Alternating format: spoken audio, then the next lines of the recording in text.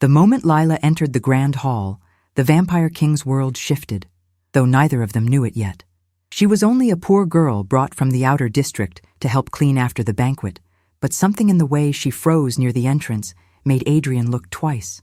Her wide eyes weren't staring at the nobles, nor at the golden chandeliers, nor at the overflowing tables. They were locked on the small boy sitting beside the throne, silent and pale as moonlit marble. That boy was Prince Elias, the child who had not spoken a single word in 3 long years. The hall was buzzing with irritation because yet another healer had failed. Vampires whispered behind elegant hands, tossing sharp glances at the king as if his son's silence were a stain on the throne. Lila stood half-hidden behind a column, clutching a wooden tray against her chest. Her clothes were worn, her boots torn, and her hair tied in a trembling knot. But her gaze, sharp, frightened, and oddly knowing, was the only thing that caught Elias's attention. He lifted his head, just barely, and stared back at her like he recognized something only the two of them could feel. Adrian rose from his throne with barely concealed disappointment when the royal healer stepped back, admitting he had no cure. The king's jaw tightened, shoulders rigid with frustration. He didn't expect to hear anything useful tonight. Not from nobles, not from advisors, and certainly not from a human girl carrying a tray.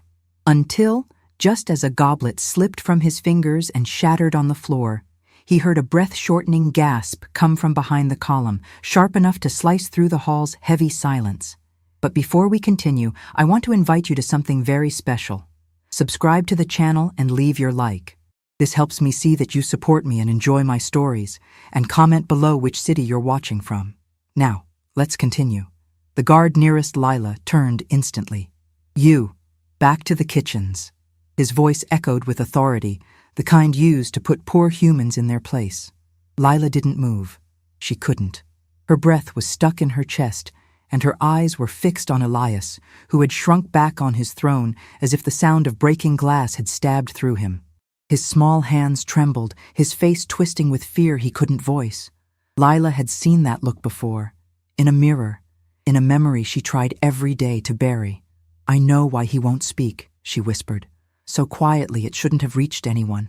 But the hall was silent, and the words carried like a forbidden spell. The guard froze mid-step. A dozen heads turned. Elias's trembling worsened. Adrian's eyes narrowed sharply, and he descended the steps of his throne with a sudden, predatory stillness. He stopped before Lila, towering over her as shadows flickered around his long coat, his expression unreadable. "Repeat that," the king said, his voice deep and commanding. Lila swallowed hard, gripping the tray so tightly her knuckles went white. She felt the weight of every gaze, felt the air thicken around her, but she forced her head up. Adrian saw then the faint bruise on her jaw, not well hidden, and the hollow exhaustion of someone who had learned fear far too early. Still she held her ground. "I know why your son won't speak," she said again. This time the hall reacted, murmurs, disbelief, even laughter from some nobles. Lila ignored them. Her eyes were on the prince, whose lips parted in silent panic, his small body curling inward as if he feared something inside himself. That sight alone gave her courage to continue. "And it's not a spell, not a curse. He's afraid that if he speaks, someone he loves will die." A ripple of shock swept through the room. Some nobles scoffed, others frowned, but Adrian said nothing. His dark gaze remained fixed on her, weighing every word. "How would you know this, girl?" he asked quietly. It wasn't a threat. It was something far more dangerous. Curiosity. Lila hesitated. She hadn't meant to reveal anything. But the moment she saw the boy's fear, her own past clawed its way up from the darkness. "No one told me," she said softly. "I know because I didn't speak for 2 years." Her voice trembled, but she continued. "I believed my scream killed my mother." The hall went still. Lila felt the memory wash over her like icy water. The smell of wine, the shouting, the sudden crash, her own voice begging her father to stop. He slipped. The bottle broke. There was blood. My mother fell trying to protect me. And before he ran, my father told me it was my fault, that my voice killed her. A few nobles looked away. Others stiffened.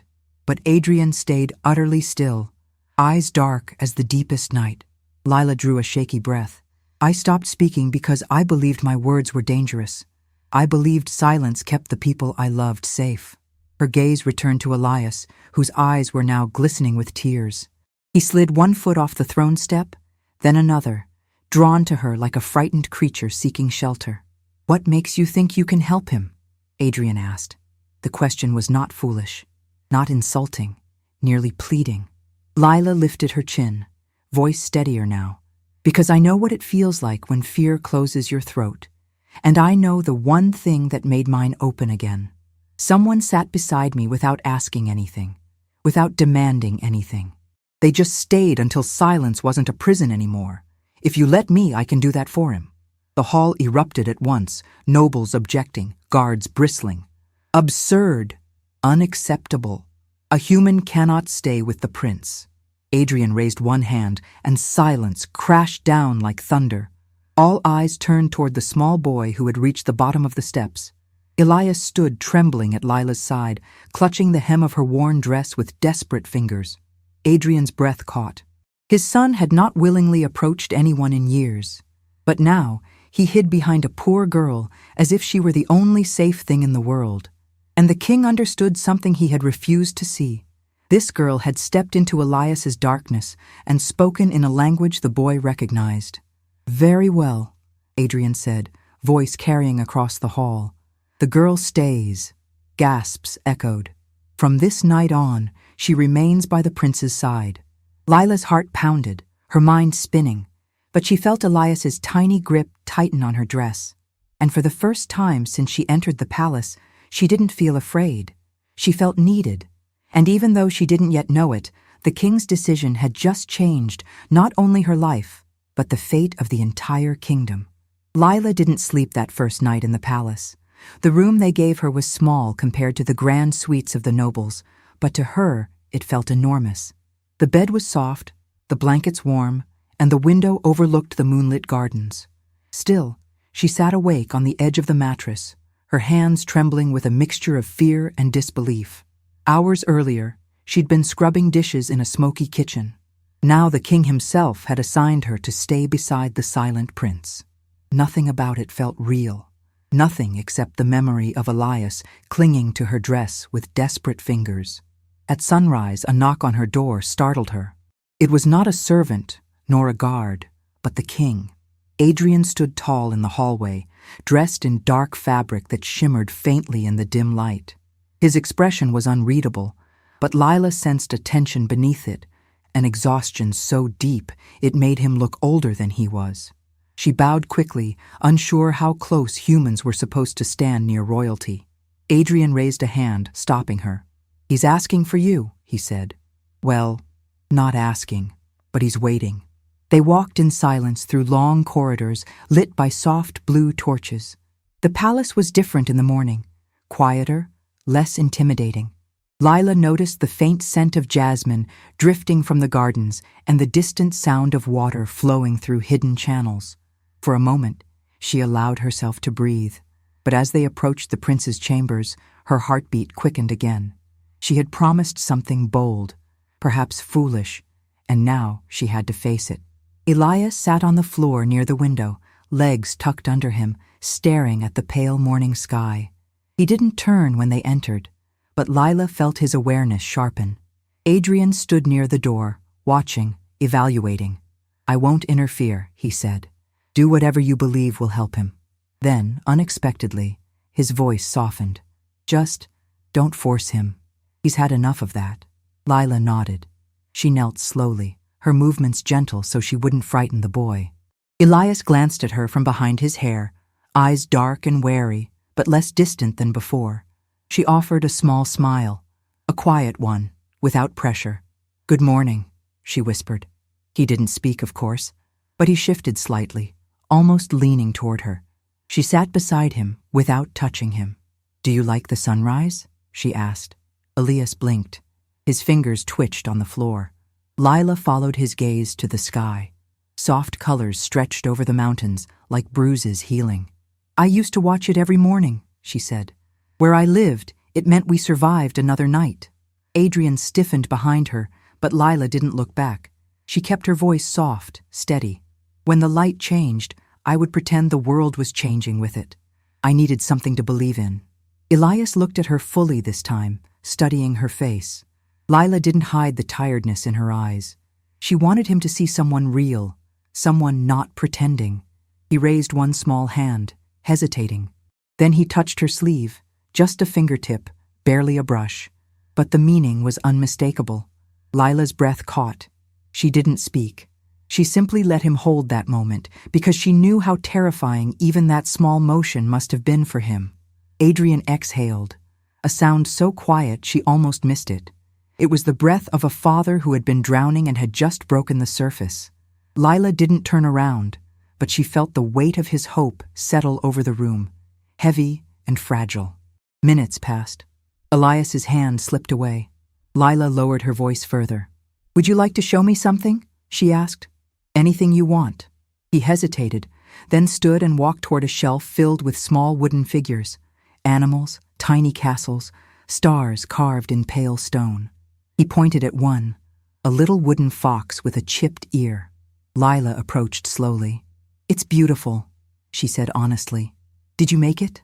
Elias nodded once, quickly, then pressed the figurine into her hands. Lila's chest tightened.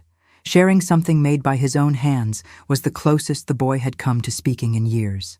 They spent the morning together, moving from shelves to cushions to the small table where Elias kept paper and charcoal.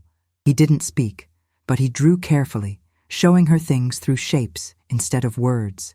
Shadows, a burning roof, a woman's hand reaching. Lila felt her throat tightening, but she didn't react. She simply held the drawing gently. Elias watched her with trembling eyes, waiting for judgment. She offered none. "It hurts, doesn't it?" she said softly, holding something so heavy inside. Elias's breath stuttered. He covered his mouth with his hands in panic, terrified that something might spill out. Lila gently placed her hands over his, not removing them, just letting him feel her calm. "You don't have to say anything," she whispered. "I'm here, I understand." For the first time, Elias leaned against her shoulder, lightly, carefully, but enough for her to feel the warmth of his trust. Adrian stepped forward, unable to stay silent any longer. "What did he draw?" he asked. Lila lifted the paper without turning it toward the king yet.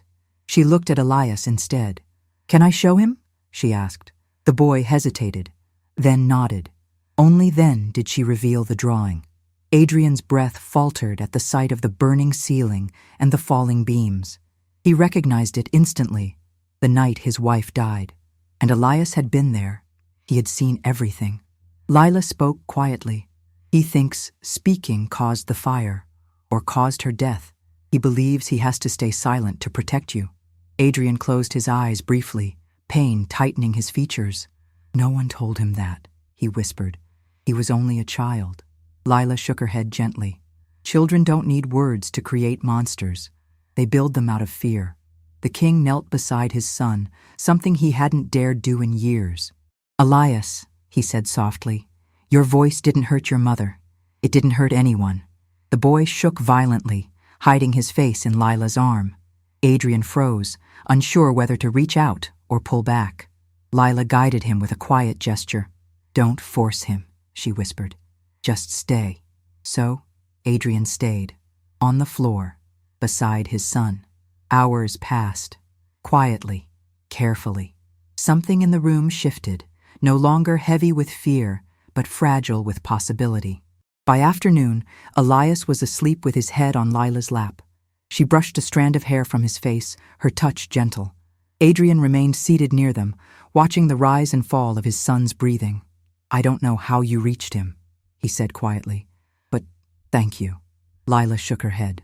"He reached me first," she whispered.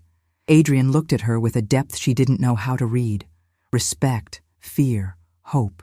Something else, too, something he had not felt in years but didn't dare name. When Elias woke, he reached immediately for Lila's hand, and the king understood, with a mixture of relief and dread, that this girl was no longer just a helper. She was the key to Elias's healing, and perhaps to unraveling a truth far more dangerous than any curse. "Tomorrow," Adrian said quietly, I will need you both in the council hall. There is something you must hear." Lila didn't know it yet, but the next day would pull her into a secret the kingdom had buried for years, and into a darkness even she might not be ready to face. The palace felt different the next morning, heavy in a way Lila couldn't explain. Servants moved quickly, speaking in low murmurs as though every sound might echo into the wrong corner. As she walked beside Elias, his small hand gripping hers, she felt the same tightness inside him that had lived in her for years, a quiet fear waiting for something unknown. His steps were soft, but every so often he looked around sharply, as if checking that she was still there. She squeezed his fingers once, reassuring him without words. They reached the council hall, its tall carved doors looming over them like stone giants. 2 guards waited at the entrance, rigid and silent. One softened at the sight of Elias, but the other curled his lip at Lila. "Humans don't belong in council," he muttered.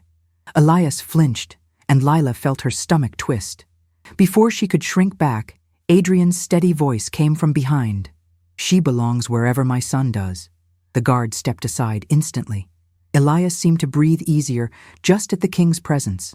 Inside, the council hall was vast and cold, lit by pale blue flames that made every shadow long and sharp. Nobles and elders in dark cloaks filled the circular table, their eyes fixed on the king. They stared at Lila next, some with curiosity, others with quiet disdain. She felt warmth rise to her cheeks, but Elias pressed closer to her side, grounding her. Adrian stopped at the head of the table but did not sit. "You all know my son," he began, voice carrying effortlessly through the chamber. "Today, you will hear why he has remained silent, and why that silence ends now." Lord Corvin leaned forward slightly, the blue fire reflecting in his storm-colored eyes. "Your Majesty," he said smoothly, "the Queen's death was a tragedy we all suffered, but reopening those wounds in front of the entire council may not be wise. What happened that night was an accident." His tone was calm, but too polished, too prepared. Lila saw Elias stiffen, his hand tightening painfully around hers. It wasn't just fear, it was recognition of a lie. She felt it through his trembling fingers. Adrian's jaw tensed. "My queen did not die in an accident," he said. "The fire ignited too fast to be natural. She died protecting our son. And since that night, Elias has not spoken a word." Murmurs rippled around the table. Adrian gestured to Lila. "Yesterday, someone explained what no healer, no sage, no scholar could." All eyes turned to her. Lila's heart hammered, but she stepped forward. She released Elias's hand only briefly, and he immediately reached out, placing his palm between her shoulder blades as if afraid she might disappear.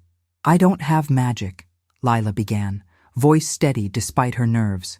"I'm not a healer or a noble. I just know what fear can do, especially to a child." Her throat tightened as memories flickered behind her eyes.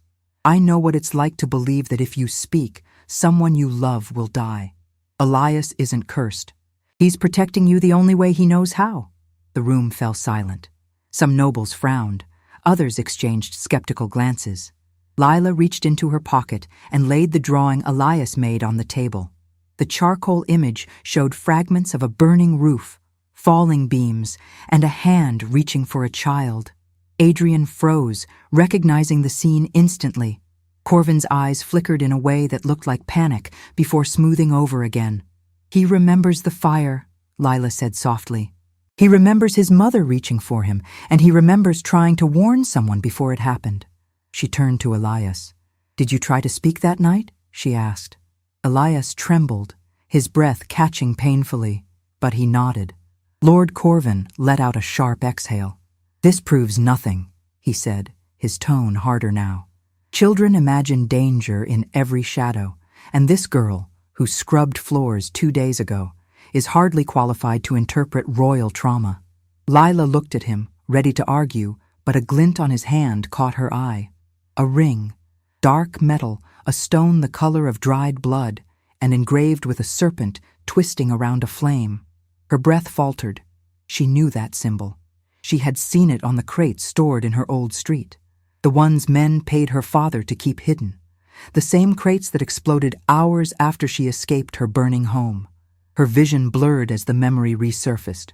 Smoke, heat, a blast too strong to be caused by wine bottles, and now that same mark sat calmly on Corvin's hand. Her heart pounded. She looked down at Elias.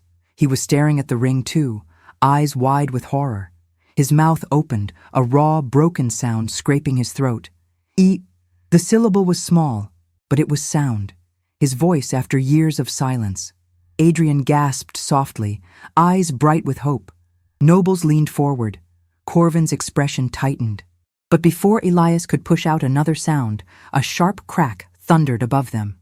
Lila instinctively shielded the boy as she looked up. The glass ceiling split like breaking ice. A moment later, shards rained down in a deadly shower, crashing onto the table and floor. Vampires moved quickly, but Adrian was faster. He grabbed Elias and Lila, pulling them under the arch near the wall, covering them with his own body. Glass shattered across the stone in violent bursts. When the noise stopped, dust filled the air. A few elders brushed shards from their shoulders, their wounds healing instantly. Corvin stood untouched, his expression unreadable. "The palace is old," he said calmly, far too calmly, brushing a piece of glass from his cloak. "Weak structures give way. Another sign of change, perhaps." His gaze slid toward Elias, then Lila. The look was deliberate. Elias shook uncontrollably in Adrian's arms, his face buried in his father's chest. The boy's fingers dug into the king's coat as if trying to hide from the world. Lila stepped forward, heart burning as she watched him tremble. This was the second time Elias tried to warn someone or speak, and the second time disaster followed. The pattern was too cruel, too perfect. Someone wanted him afraid of his voice. Someone wanted silence. And that someone was wearing a serpent twisting around a flame. Lila locked eyes with Adrian. Fear lived in his gaze now, but so did understanding. She nodded once, firm and sure. She didn't need magic or rank to see the truth. Her past and Elias's trauma were not coincidences. Someone had been weaving their fates long before she entered the palace. The fire that killed the queen and the explosion that destroyed her home were not separate tragedies. They were warnings, and both children were meant to stay silent. But Lila decided in that moment that she would not let fear decide their fate. She would walk toward the truth, even if it took her back into the fire, because someone in that room wanted Elias voiceless, and she would make sure they failed. The palace felt colder after the council meeting, as if the shattered glass had left a wound in the very walls. Lila walked beside Elias through the long corridor, her steps slow so he wouldn't feel rushed. He held her hand with both of his, gripping tightly enough that she could feel the shake still running through his arms. Adrian followed close behind, silent, watching the boy with a fear he tried and failed to hide. No one spoke, not because silence felt comfortable, but because they all knew that a single wrong word could shatter whatever fragile progress Elias had made. They reached the prince's chamber, and Lila guided him inside. The room was warm, filled with soft cushions and carved toys, but Elias didn't seem to see any of it. He stood still in the center, breathing fast, eyes darting around as if expecting the ceiling to break again. Lila knelt to be at his height. "You're safe," she whispered. "Nothing's falling, nothing's breaking." Elias's fingers curled into her sleeve, clinging like it was the only steady thing left. Adrian stepped closer, but hesitated, unsure whether touching his son would calm him or push him further into fear. Lila made space for him. She looked back over her shoulder and nodded gently. Adrian lowered himself to the floor with a heaviness that had nothing to do with age. He placed a hand over Elias's small back, his touch careful, as though afraid the boy would disappear if he pressed too hard. Elias leaned toward him, trembling, but he didn't pull away. That single lean hit Adrian harder than any blade could. He let out a slow breath and met Lila's eyes. "Thank you," he murmured. It wasn't just gratitude, it was recognition. A father admitting he couldn't reach his son alone. Minutes passed before Elias's breathing softened. His head rested against Lila's shoulder again, calmer now, but still unsteady. She stroked his hair gently, letting him settle at his own pace. Adrian watched every movement, absorbing each small miracle as if afraid to blink. "He tried to speak," he said quietly, almost to himself. "He reached for something he hasn't touched in years." Lila nodded. "And someone made sure he was punished for it." Adrian's jaw tightened. "You think the ceiling was no accident?" Lila met his gaze without fear. "I know it wasn't." The king stood slowly, a shadow crossing his expression. "You saw something today," he said. "Something you haven't told me yet." She hesitated. Speaking the truth felt dangerous, as if saying it aloud would turn it into something they couldn't ignore. But she thought of Elias's small voice breaking in his throat, of the terror in his eyes when he looked at Corvin's ring. She thought of the explosion back home, of smoke filling the streets, and her own scream echoing in her ears. She drew Elias closer to her side. "The symbol on Lord Corvin's ring," she said softly. "I've seen it before." Adrian inhaled sharply. "Where?" Lila swallowed. "On crates stored in my neighborhood. Men used to bring them at night. They paid my father to keep them hidden. The night my mother died, one of those crates exploded." The king froze. Not in shock, Lila realized, but in understanding, as if pieces that had never fit together finally locked into place. He walked toward the window, staring out at the dark trees below. "Those crates," he said slowly, "were they marked in bloodstone?" Lila shook her head. "I never touched them, but the symbol was the same. I remember every line." Adrian closed his eyes. "Bloodstone crates carry unstable magic," he said. "Illegal in every kingdom. Only the council can authorize their transport." His hands tightened behind his back. "And only one member was responsible for their distribution 13 years ago." Lila didn't have to ask who. The king turned, jaw clenched. "Corvin." A sudden knock interrupted them. The door opened before anyone allowed it. A servant rushed inside, breathless. "Your Majesty," he panted. "Lord Corvin requests your presence in the main hall. He says it is urgent. Something about the West Wing and the preparations for the prince's future." Adrian stiffened. Lila felt Elias shake again, instinctively pressing closer. The king dismissed the servant with a wave, then turned to Lila. "Whatever Corvin is planning," he said, "he wants to do it quickly." Lila rose, still holding Elias's hand. "What's in the West Wing?" Adrian hesitated only a moment. "The old archives, and the sealed chamber where the fire began." The words felt heavy, like a stone thrown into deep water. Lila looked down at Elias. The boy's face paled, and he clutched her fingers as though trying to stop her from letting go. "He doesn't want you near that place," she whispered to Adrian. "Which means that's exactly where we need to be." Adrian stared at her. "Lila, if you go near Corvin—" "I won't go near him," she said quickly, "but I can go where he isn't looking." Her voice lowered. "Corvin knows you won't let anyone touch the archives. He expects you to confront him. He expects you to be visible." She drew a breath. "He doesn't expect a human girl to slip into the one place he wants everyone to forget." Adrian's eyes sharpened with something like fear and respect tangled together. "You would risk that?"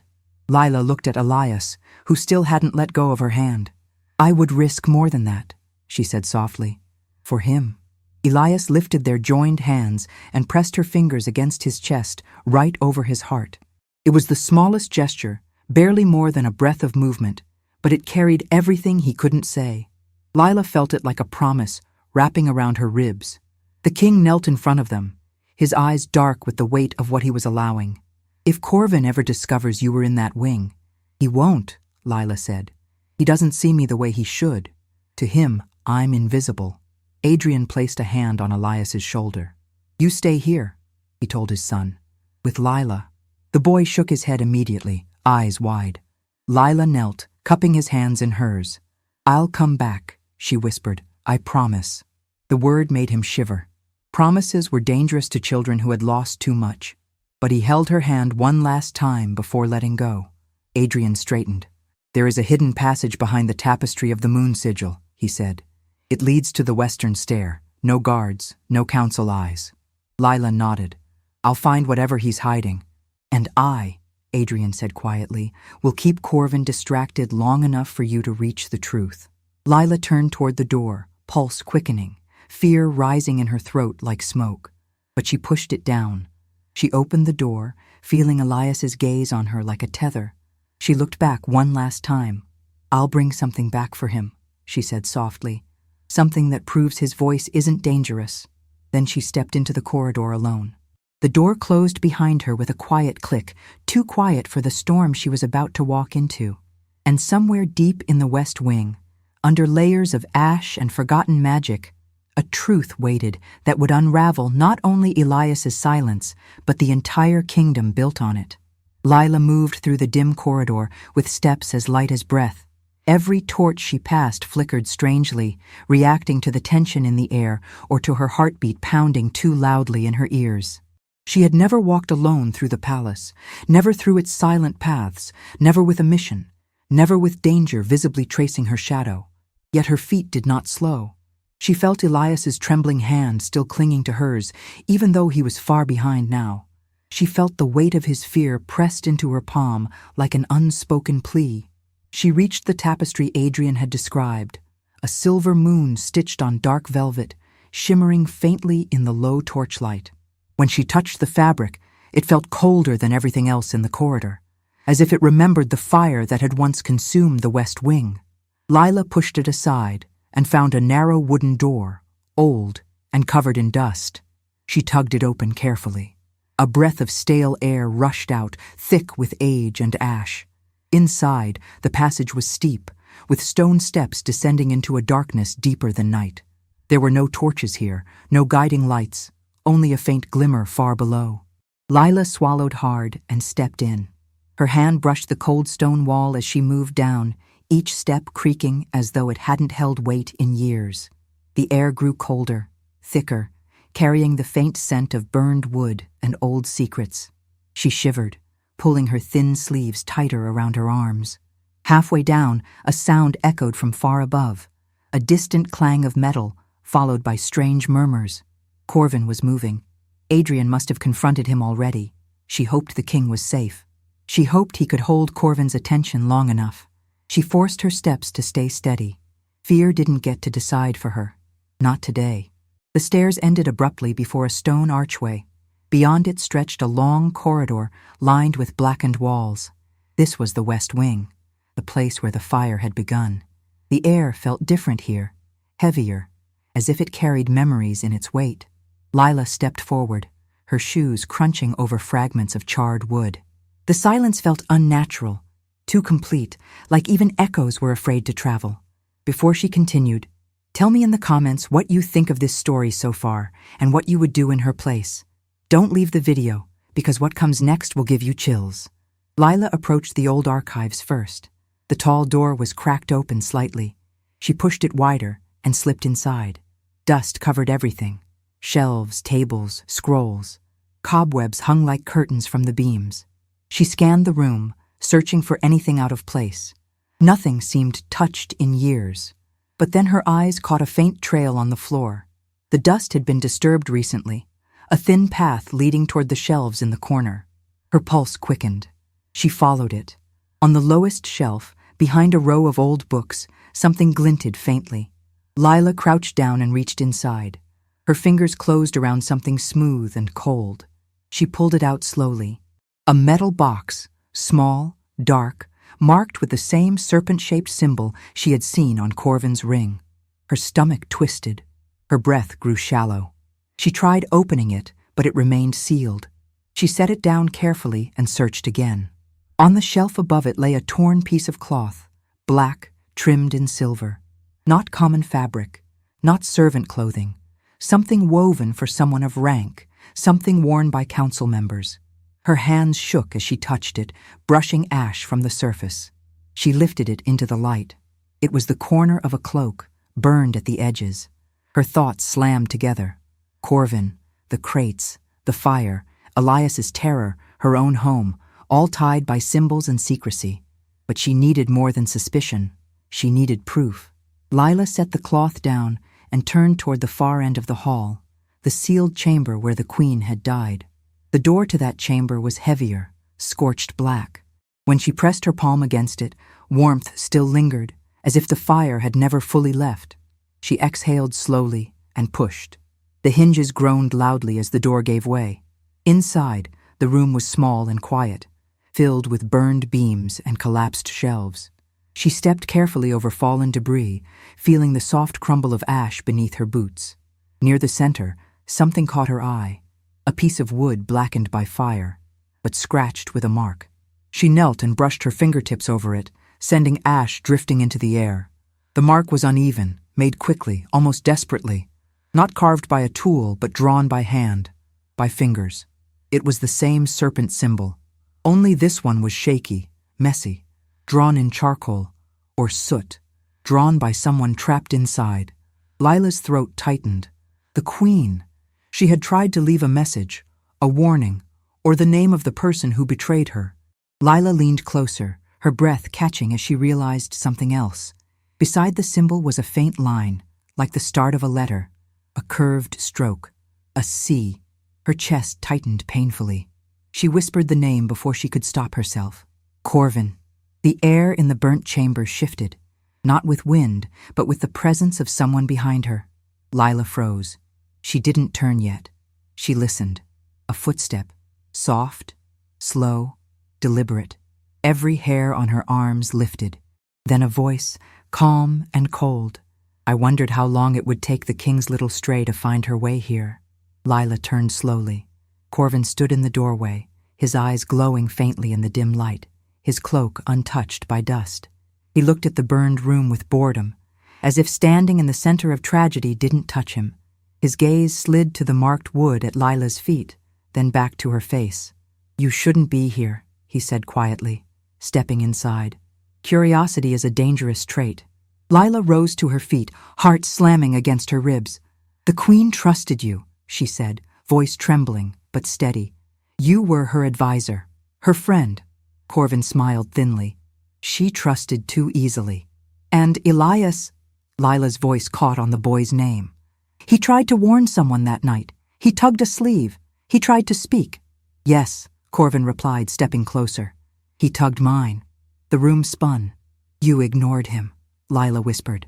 No, Corvin said. I silenced him. Her blood ran cold. She stepped back, her shoe bumping against the fallen beam behind her. Corvin didn't move fast, but he moved with certainty, like a hunter cornering someone who could not escape. You see, he said softly, a silent heir is easier to mold, and a kingdom built on fear is far easier to control. Lila tried to reach the door, but Corvin stepped sideways, blocking her path with a single motion.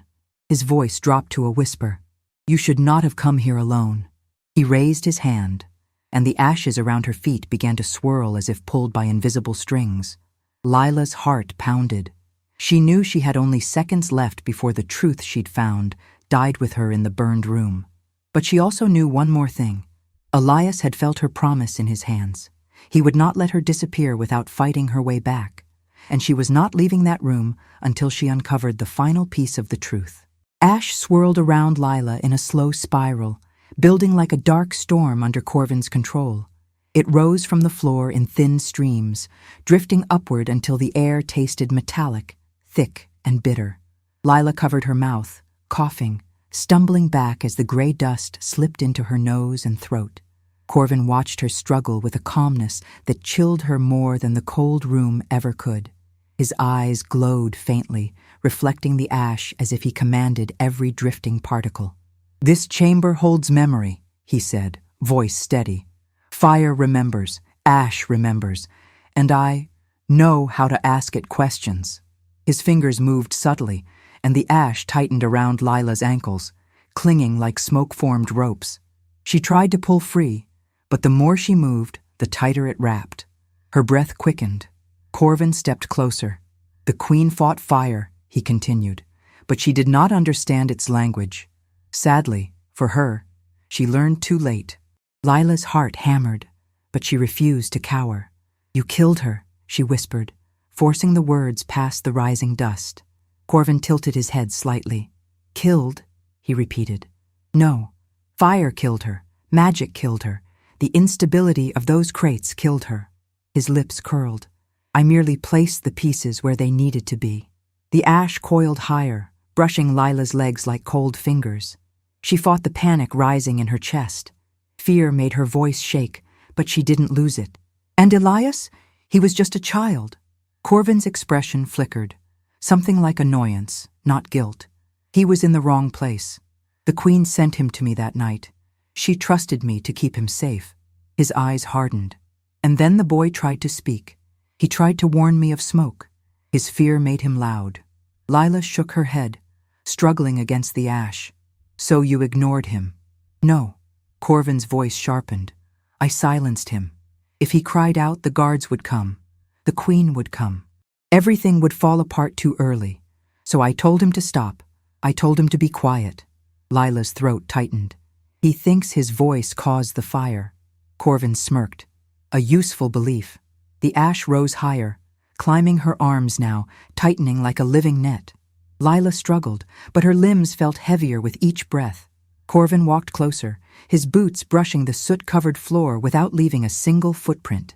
You shouldn't have come here, he said softly. You've stirred memories better left buried, and now you've touched evidence you should never have seen. He glanced at the marked beam behind her. The serpent symbol in ash seemed to glow under his gaze. Lila looked desperately around the room. Burned beams, fallen stones, nothing she could use as a weapon.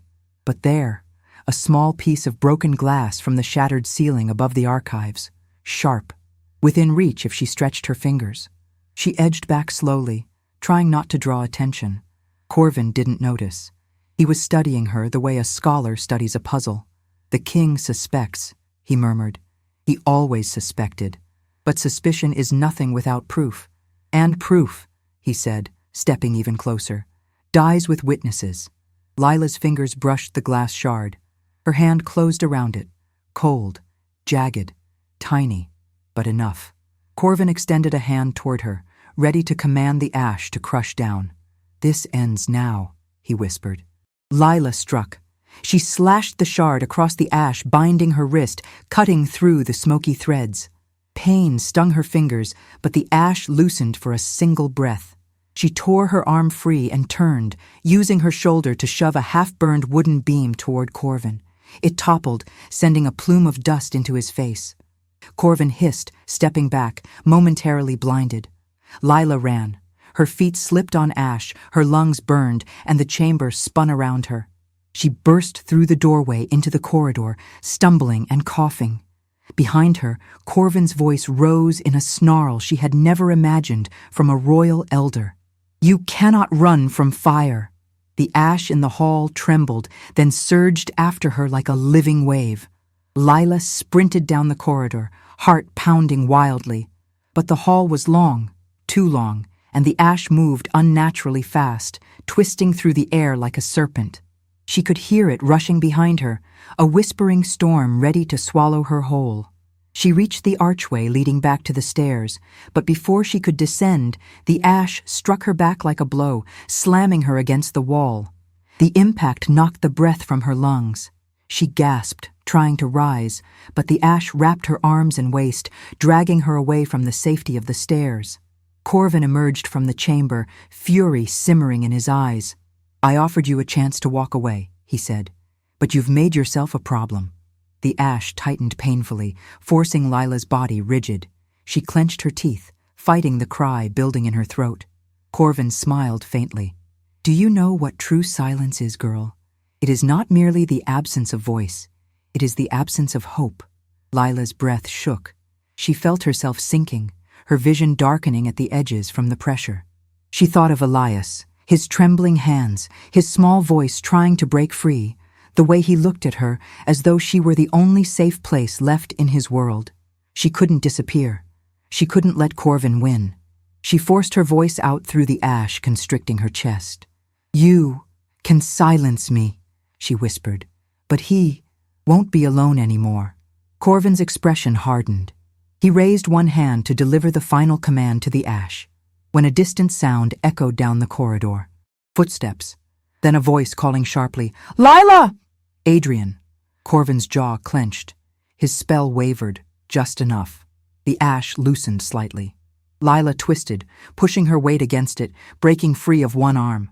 She hit the ground hard. Corvin hissed, raising his hand again, but this time she rolled behind one of the charred pillars. Adrian's footsteps grew closer, his voice louder. Corvin backed away from the burned doorway, his expression returning to smooth neutrality, as if he had been merely strolling the ruins. The ash settled gently on the floor, hiding its violence. Lila forced herself to stand. Her whole body shook. She wiped soot from her face, hiding the tremble in her hands as the king appeared at the end of the hall. His eyes widened when he saw her. "Lila, what?" She didn't answer the question that hung unspoken. She stepped quickly toward him, keeping Corvin in her peripheral vision. She swallowed hard and said only 4 words. "We need to leave." Corvin smiled calmly, bowing his head in greeting as if nothing at all was wrong. "Your Majesty," he said calmly. "I was merely checking the ruins. The girl must have wandered too far." But Adrian looked at Lila's eyes, truly looked, and he saw the truth living there, the danger, the proof, the fear. Lila stepped closer to him and whispered so low only he could hear, "He tried to kill me." The king's expression didn't change, not outwardly, but the air around him shifted like a storm ready to break. Adrian didn't react at first, not with words, not with movement. He simply stood there in the dim corridor of the ruined West Wing, staring at Lila as if every second was sharpening the truth inside him. His face remained calm, too calm, but the shadows around him seemed to shift as though pulled by an unseen force. Corvin watched both of them, his posture loose, his eyes calculating. Lila could feel his gaze, cold as ash, measuring how much she had revealed and how much she could still ruin. Adrian laid a steadying hand on Lila's back, guiding her subtly behind him. "The West Wing is unstable," he said aloud, his voice steady. "We will return another time." He turned from Corvin without another word, but his shoulders were tense and his steps carried a silent promise. Lila followed close, her breath trembling, soot still clinging to her hair and sleeves. As they climbed the narrow stairs, away from the burned corridor, Adrian didn't speak. But when they reached the tapestry and closed the hidden door behind them, he exhaled sharply, the sound filled with fury. "What did he do?" he asked, voice low and tight. Lila wiped the soot from her cheek with the back of her hand. "He used the ash. It moved, like it heard him. It wrapped around me. He was going to—" The memory stopped her breath. "He said I touched proof. He said witnesses die." Adrian's hands curled into fists. For a moment he paced the small alcove, a caged storm about to burst. Then he stopped and looked at her with something she had never seen before, not just anger, but fear. "You should never have been alone down there," he said. "You told me to go," Lila reminded him softly. "Yes, but I didn't know what waited for you in the ashes." He drew a breath, forcing control back into his voice. "We need to move Elias," he said. "Now. Corvin will make another attempt. On you, on the archives, or on him." That name made Lila's heart lurch. Elias. They had left him behind to come here. Without another thought, she ran, Adrian close behind her, their footsteps echoing down the torchlit corridor. When they reached Elias's room, the door swung open before they touched it. Elias stood inside, pale and trembling. His eyes were wide, too wide, not from fear alone, but from knowing, from sensing something. Adrian knelt instantly, reaching for him. "It's all right," he said softly. "We're here." But Elias shook his head violently. His small hands grabbed fistfuls of Lila's sleeve, tugging her closer, helpless sounds caught in his throat. Lila cupped his face gently. "I'm here," she whispered. "I'm here." He pressed his forehead to her shoulder, his breath quick and painful. Adrian watched them, his expression tightening. "He feels magic," he said. "He always has." He must have sensed Corvin's power stirring. Elias clung harder, as if afraid she might vanish the moment he let go. Lila brushed his hair back, her voice trembling. "He tried to speak," she murmured. "He tried to warn us downstairs." Adrian's gaze sharpened. "He's trying again," he said quietly. "Because of you." But there was no time to say more. A distant crack echoed through the corridor, like stones shifting, like doors being opened without permission. Adrian stood instantly. "We can't stay here," he said. "Corvin won't confront me directly yet, but he will look for you." Lila nodded. She lifted Elias into her arms, not because he couldn't walk, but because he refused to let go of her sleeve. and the boy wrapped his arms right around her neck, hiding his face. They slipped through a side door and down a narrow staircase that led toward the back of the palace. Adrian moved ahead, scanning every corner. Lila felt Elias's breath warm against her collarbone, uneven and scared. She kissed the top of his hair gently in an instinct she didn't question. "You're safe," she whispered. "I won't let anything take you away from me." They reached a quiet storage room, far from the council's eyes. Adrian shut the door behind them and turned to Lila. "There is a truth you need to hear," he said, "and it must be now." Lila held Elias close, waiting. Adrian drew a breath. "My wife, the queen, she discovered corruption in the council weeks before the fire. She hid documents in the archives, evidence that pointed to illegal shipments and bloodstone magic. She never told me the names. She said it was safer if I didn't know until she returned." Lila felt her throat tighten. The piece of cloth, the metal box, the serpent symbol, it all clicked. "She never returned," Lila whispered. "No," Adrian said. "And I never found the documents. Corvin made sure of that." Lila's voice was barely audible. "Why does he want Elias silent?" Adrian's jaw tightened. "Because my son saw something he wasn't supposed to. And if he speaks, if he remembers everything, Corvin's plans fall apart." Lila felt Elias tremble again in her arms. She pulled back slightly to look at him. His eyes met hers, dark, frightened, but holding something else too, something trying to break free. "Elias," she whispered, brushing a lock of hair from his forehead. "You didn't do anything wrong. Your voice didn't bring the fire. It didn't hurt anyone." His breath caught. A single tear slid down his cheek. Adrian knelt beside them, his voice soft. "Your voice," he said gently, "could save us now." Elias's lips parted. His throat moved. A small, broken sound climbed upward. He pressed closer to Lila, shaking violently. She held him tighter, her voice steady, even though her heart felt like it might break. "It's okay," she whispered.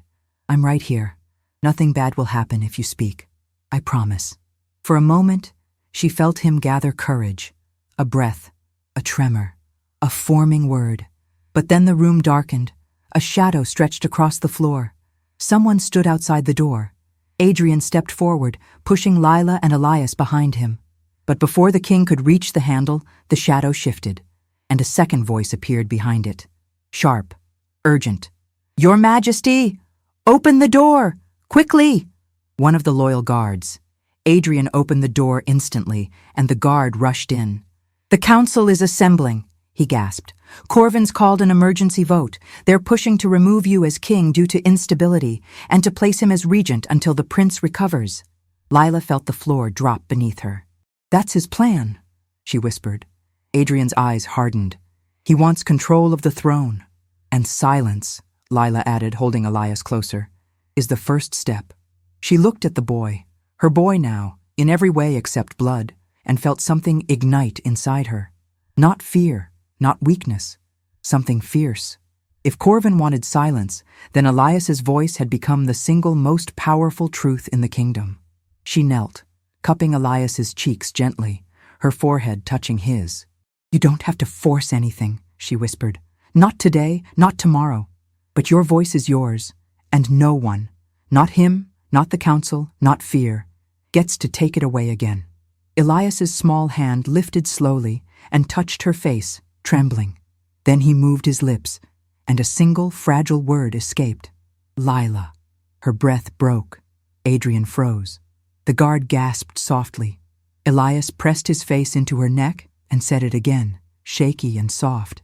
"Lila." The kingdom would change after that moment, forever. But Lila only closed her eyes, holding him tightly as the smallest miracle unfolded in her arms. What did you think of the story? Subscribe to the channel and share it with someone who will also be moved today.